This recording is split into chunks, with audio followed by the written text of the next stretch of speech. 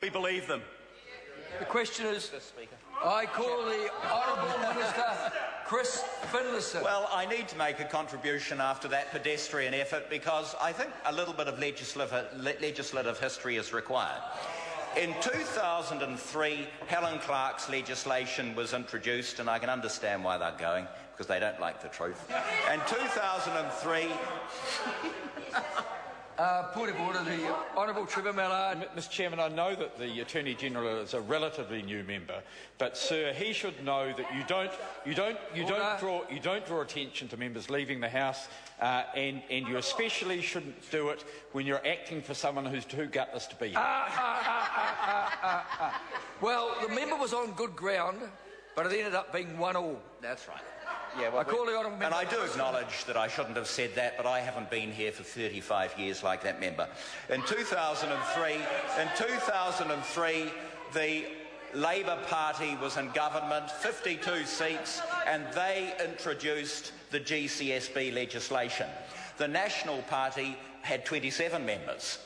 And yet, instead of taking a purely oppositionist approach to important national security issues, the National Party, in opposition, supported the Labour government's legislation. What was the position of the Greens? Well, the Greens were opposed because Rod Donald and the others were so far left they'd left New Zealand. They weren't interested in national security. Their loyalties reside elsewhere. New Zealand First took a principled approach and supported that legislation because of the importance of national security issues. They recognised that national security is more important than politics. Then there has been the much-heralded Kitteridge report, and I'm not going to talk about that this afternoon. We'll have plenty of time over the next few weeks in a careful and methodical way to look at that legislation. But I come to the GCSB legislation, and as expected, the Greens oppose it, and we know why they oppose it. They oppose anything to do with the defence of New Zealand.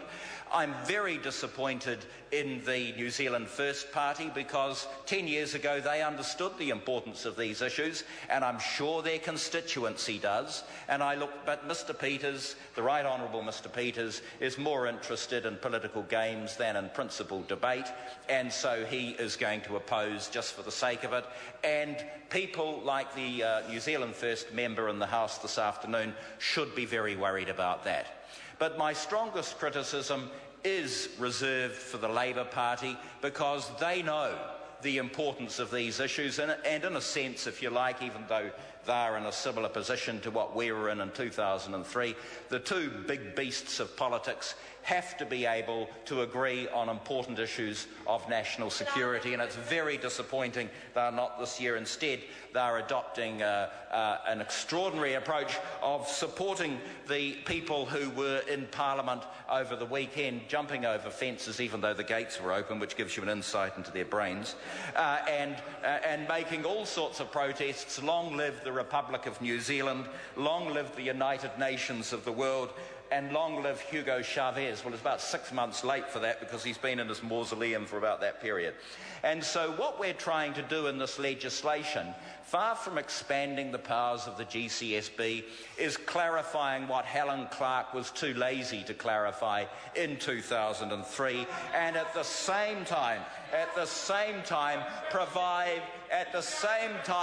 provide and strengthen safeguards and oversight, and provide, moreover, for regular reviews. I say to that fellow from Rumataka who got all petulant in question time.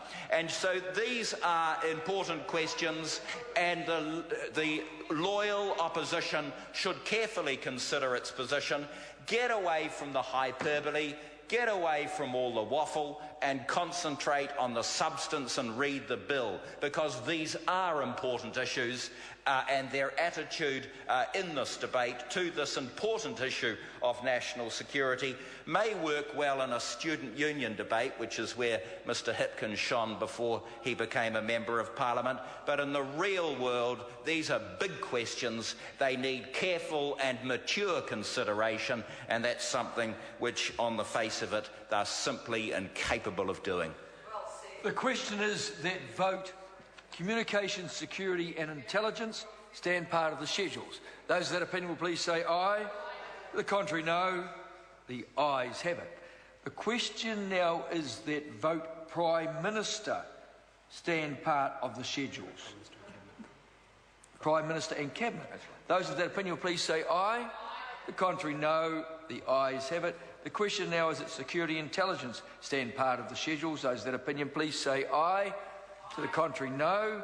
The ayes have it. The question now is that vote tourism stand part of the schedules. Those of that opinion will please. I call the honourable member Louise Upston. Thank you very much, Mr. Chair. I'm very pleased to take a call in